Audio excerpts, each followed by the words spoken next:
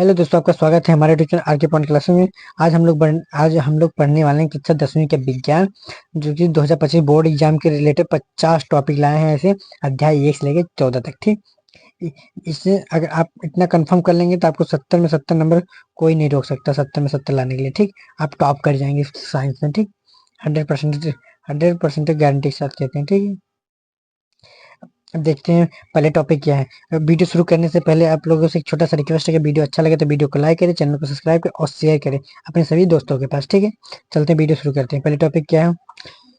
संयोजन तथा वियोजन अपक्रिया। संयोजन तथा वियोजन अपक्रिया से बेहद इंपॉर्टेंट क्वेश्चन बनते हैं। संयोजन अपक्रिया किसे कहते हैं, वियोजन अपक्रिया किसे कहते हैं, इसके बारे में पूछ लेता है। और ये उदाहरण सहित परिभाषा के लिए अब वियोजन अपक्रिया कितने प्रकार होते हैं ये भी पूछ लेता है। ठीक।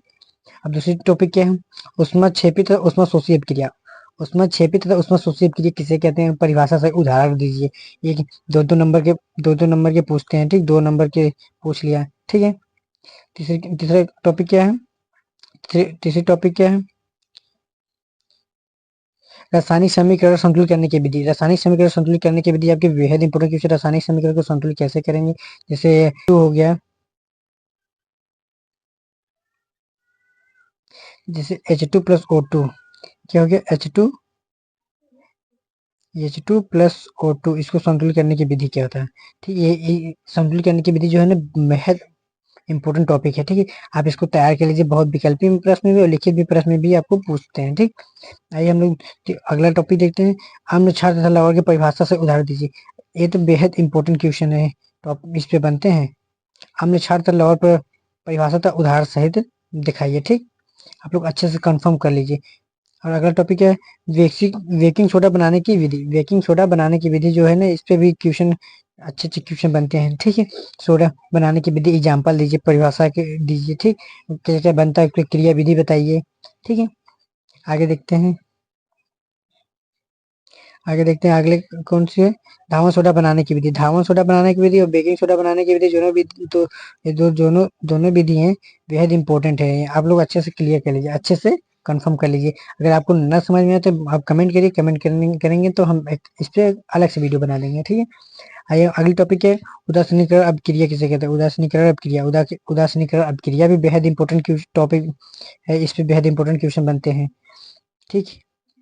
अगली टॉपिक है plaster of Paris. Plaster of Paris किसे कहते हैं? प्लास्टर ऑफ पेरिस किसे कहते हैं, इससे या ऐसे पूछ लेगा या प्लास्टर ऑफ पेरिस के परिभाषा से उदाहरण दीजिए। ठीक। अगली टॉपिक है धातु अधातु किसे कहते हैं।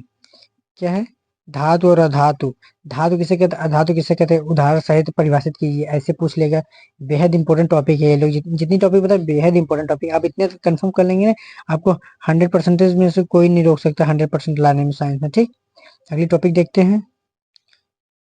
अगली टॉपिक है विद्युत रासायनिक श्रेणी। विद्युत रासायनिक श्रेणी से भी आपको क्वेश्चन देखने को मिलेंगे। विद्युत रासायनिक श्रेणी जो आप लोग तैयार कर लेंगे ना, ठीक है, उससे भी क्वेश्चन बनते हैं। ठीक। असंतृप्त असंतृप्त, संतृप्त असंतृप्त से बेहद इंपॉर्टेंट टॉपिक है। संतृप्त असंतृप्त जो है ना, बेहद इंपॉर्टेंट टॉपिक है।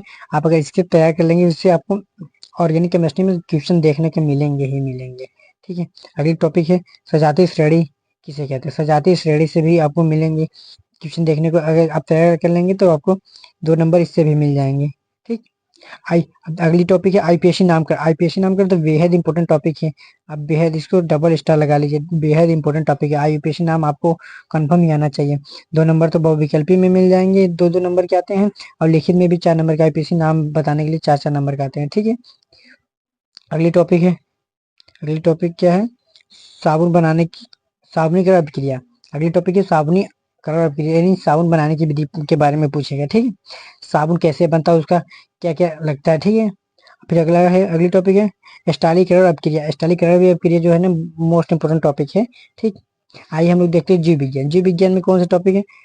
पाचन तंत्र, श्वसन तंत्र, पाचन तंत्र, श्वसन तंत्र, उत्सर्जन तंत्र। जो ये तीनों तंत्र है ना, बेहद इंपॉर्टेंट है। ये जो तीनों तंत्र हैं बेहद इंपॉर्टेंट है, आपको तीनों तंत्र के बारे में पता रहना चाहिए। ठीक।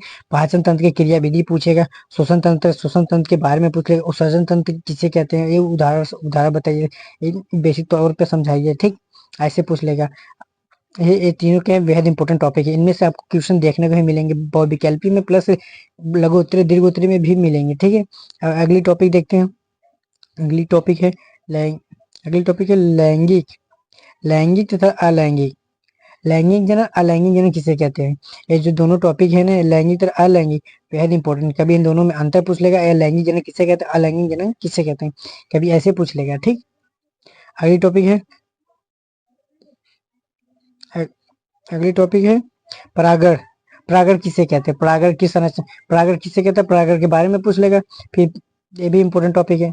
और पुष्प की संरचना, पुष्प की संरचना के बारे में पूछ लेगा। जो ऐसे पुष्प नहीं रहता है, उसकी क्रिया विधि भी पूछ लेगा। और पुष्प के बारे में बताइए, ये क्या है, ये क्या है। ठीक है, परागण ये सब पुष्प के अंदर ही आते हैं। ठीक है, आप कंफर्म कर लेंगे इसके बारे में तो अच्छा रहेगा। ठीक है,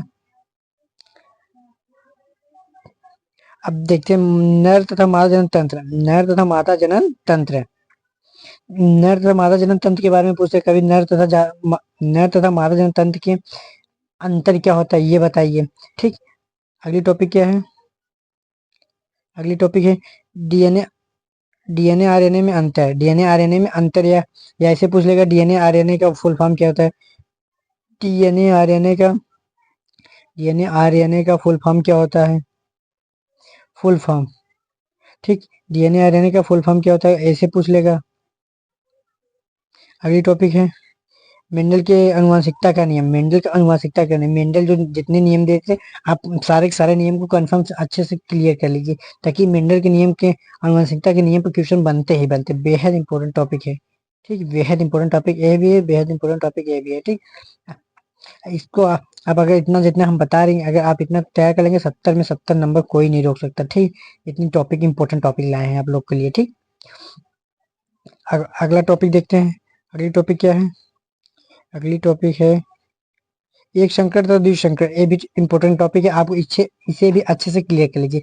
संकर तथा द्विसंकर, संकर किसे कहते हैं। ठीक, लिंग निर्धारण की प्रक्रिया, लिंग निर्धारण की प्रक्रिया, मनुष्यों में लिंग निर्धारण की प्रक्रिया या लिंग निर्धारण की प्रक्रिया कैसे भी क्वेश्चन पूछे, आपको लिंग निर्धारण की प्रक्रिया के पूछ ले तो आप करके ही जाना है। यह भी इंपॉर्टेंट टॉपिक है, बेहद इंपॉर्टेंट टॉपिक है। ठीक है, अगला है मानव मस्तिष्क। मानव मस्तिष्क का चित्र क्या पूछ लेता, कभी कभी मानव मस्तिष्क का चित्र ऐसे के कहेगा, मानव मस्तिष्क का चित्र बनाए, चित्र सहित परिभाषित कीजिए। ये मानव मस्तिष्क की कार्य विधि लिखिए। ठीक, अगला टॉपिक है, अगली टॉपिक है तंत्रिका तंत्र। तंत्रिका तंत्र किसे कहते हैं, चित्र सहित परिभाषित कीजिए। तंत्रिका तंत्र किसे कहते हैं, चित्र सहित परिभाषित कीजिए। तो चित्र भी बनाना पड़ेगा तंत्रिका तंत्र का। ठीक है, अगली टॉपिक है प्रकाश। अगली टॉपिक क्या है, प्रकाश का परावर्तन। प्रकाश का परावर्तन किसे कहते हैं, ये भी पूछ लेगा। प्रकाश का परावर्तन किसे कहते हैं, डायग्राम चित्र बनाइए। ठीक, प्रकाश का परावर्तन के बहुविकल्पी में भी आएगा, लिखित में भी आएगा। ठीक है, अगली टॉपिक है अवतल दर्पण, उत्तल दर्पण से प्रतिबिंब। अवतल दर्पण, उत्तल दर्पण से प्रतिबिंब, जो जो इसे 6 इमेज बनती है ना, अवतल दर्पण उत्तल दर्पण से, ये आपको यह 6 के 6 इमेज आपको अच्छे से क्लियर रहना चाहिए, याद रहना चाहिए। इससे बहुविकल्पी और लिखित दोनों क्वेश्चन आते हैं। ठीक है, ठीक, अगली टॉपिक है प्रकाश का अपवर्तन। प्रकाश का अपवर्तन, प्रकाश का अपवर्तन किसे कहते हैं, प्रकाश का अपवर्तन किसे कहते हैं। अपवर्तन और परावर्तन दोनों आप अच्छे से क्लियर कर लीजिए, अपवर्तन परावर्तन। ठीक, ये दोनों जो है ना बेहद इंपॉर्टेंट टॉपिक है। ठीक, अगली टॉपिक क्या है, अगली टॉपिक है लेंस से प्रतिबिंब का निर्माण। लेंस से प्रतिबिंब का निर्माण बेहद इंपॉर्टेंट टॉपिक है, इससे एक क्वेश्चन आपको पूछ ही लेगा। ठीक, एक क्वेश्चन आपको देखने को ही मिलेगा, लेंस से प्रतिबिंब का निर्माण। ठीक, अगली टॉपिक है, अगली टॉपिक है लेंस की क्षमता। क्षमता को इंग्लिश में कहते हैं डायोप्टर। लेंस की क्षमता का मान कितना हो, लेंस की क्षमता को इंग्लिश में क्या कहते हैं, ये भी पूछ लेगा। लेंस की क्षमता का प्रतीक क्या होता है, ये भी लेंस की क्षमता का प्रतीक होता है डी। डी से बोलते हैं डायोप्टर। ठीक, डी से क्या होता है, डायोप्टर। लेंस की क्षमता का प्रतीक डायोप्टर होता है। ठीक, ये भी पूछ लेगा। अगली टॉपिक है, अगली टॉपिक है निकट दृष्टि दोष, दूर दृष्टि दोष किसे कहते हैं। ये दोनों टॉपिक जो है बेहद इंपॉर्टेंट क्वेश्चन, निकट दृष्टि दोष और दूर दृष्टि दोष, आपको इसमें से कंफर्म ही क्वेश्चन देखने को मिलेंगे। या निकट दृष्टि दोष और दूर दृष्टि दोष में अंतर पूछ लेगा, या निकट दृष्टि दोष और दूर दृष्टि दोष किसे कहते हैं, या निकट दृष्टि दोष को दूर करने के लिए किस किस लेंस का प्रयोग होता है, दूर दृष्टि दोष को दूर करने के लिए किस लेंस का प्रयोग होता है, इसके बारे में पूछ लेगा। ठीक, आप इसको तो अच्छे से कंफर्म क्लियर कर लीजिए। ठीक, जितना स्टार लगा लीजिए लगा लीजिए, ये बेहद इंपॉर्टेंट दोनों टॉपिक है। ठीक है, अगला टॉपिक देख लेते हैं। अगली टॉपिक क्या है, अगली टॉपिक है मानव नेत्र। अगली टॉपिक क्या है, मानव नेत्र। मानव नेत्र के बारे में आप अच्छे से क्लियर कर लीजिए। कभी कभी पूछ लेगा कि मानव नेत्र का चित्र बनाइए, क्या कहेगा, मानव नेत्र का चित्र बना के चित्र बना कर लिखिए, ठीक है, या टिप्पणी लिखिए, मानव नेत्र पर टिप्पणी लिखिए। चित्र, कभी चित्र पूछ लेगा, कभी टिप्पणी पूछ लेगा, आपको अच्छे से क्लियर रहना चाहिए, ठीक। आपका वह है, अगली टॉपिक है ओम का नियम।